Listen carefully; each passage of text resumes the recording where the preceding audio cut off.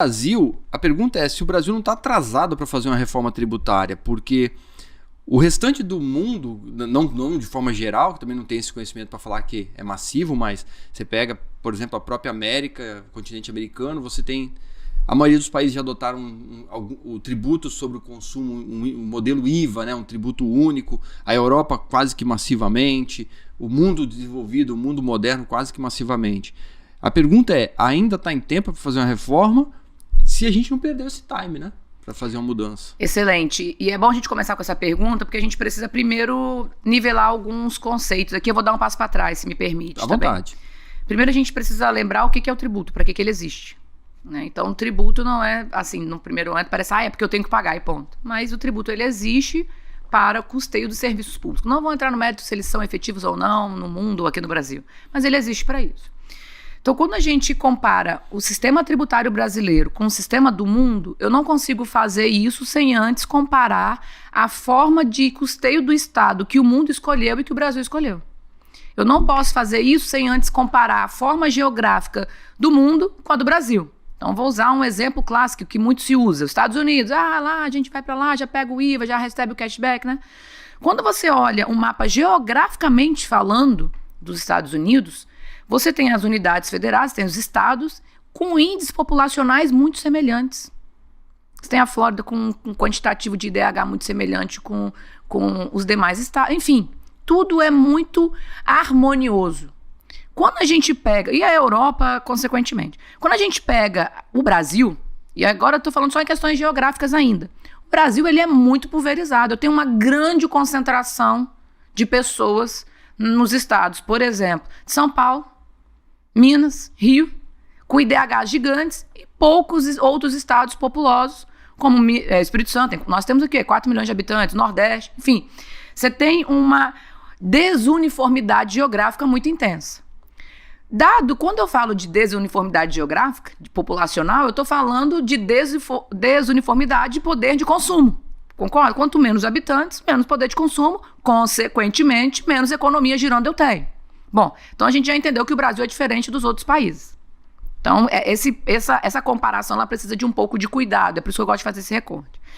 Quando eu trago isso para o Brasil, lá em 1988, que foi quando foi feita a última Constituição Federal, que acho que ela exagerou um pouco em ter colocado muitos assuntos tributários lá dentro, mas ela já o fez pensando o quê?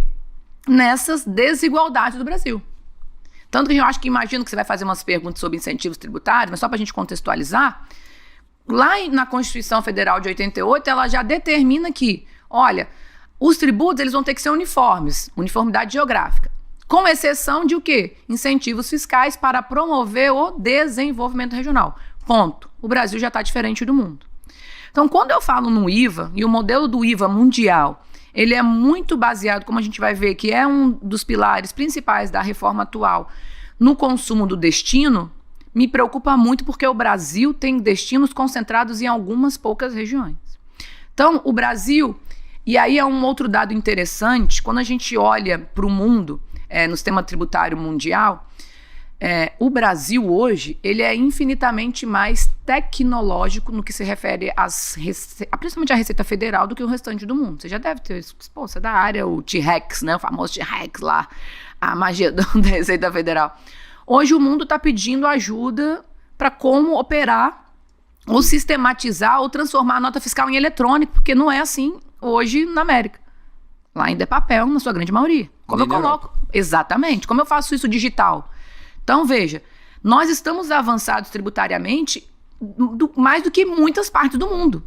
O que a gente precisaria? Uniformizar a legislação infraconstitucional. Então, assim, sua pergunta é, estamos atrasados? No meu ponto de...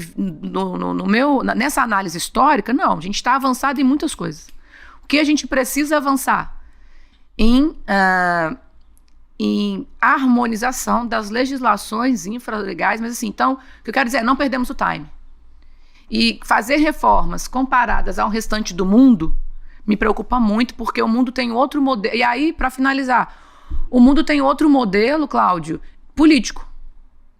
O custeio da máquina pública, as delegações que o município precisa pagar, que os estados, são diferentes do resto do mundo. A fonte de custeio, de onde vem o dinheiro é diferente. Então, como vai se dar isso? A gente está pegando um modelo tributário do resto do mundo, mas com uma situação geográfica, e política e econômica diferente do resto do mundo. A chance disso dar errado é muito grande. Não sei se eu consegui trazer esse histórico, mas é isso.